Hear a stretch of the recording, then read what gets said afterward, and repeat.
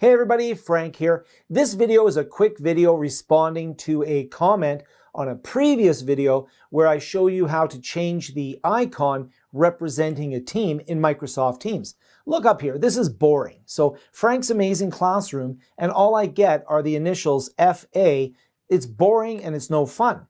Now, in the old days, I would be able to go in here. There was a little pencil icon there. I could click that little icon and change it to a different image. That's kind of buried now. It's a little bit hidden, but we have a lot more that we can do. And I'm going to show you something really cool at the end of the video of where I can get a whole bunch of really nice icons. So what I'm going to do is I'm going to hit the little ellipse next to the team name, and I'll manage the team.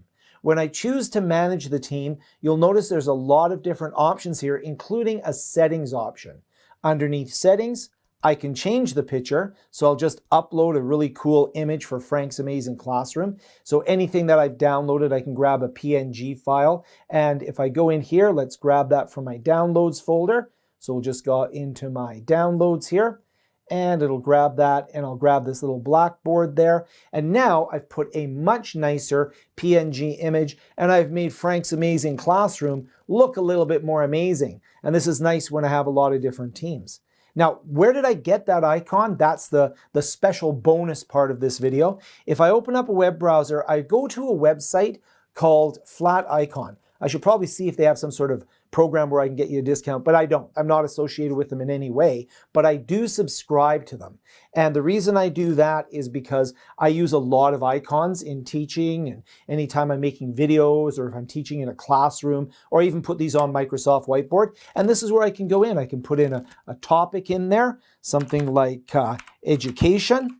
If I could spell education right. So you go into education here, and it'll go through and find out 711,000 icons related to education. You can get more specific as well. So that's a really handy thing to be able to do. I use it all the time. So there you go. Thank you very much to the user that commented and told me that the old video was a little out of date. I've updated it. Hope this helped. Subscribe and all that good stuff, and hit like if this was a useful video for you. And if you want more tips on teaching and learning using technology, subscribe and I will make more videos, and comment because you never know when I update them. See you in the next video.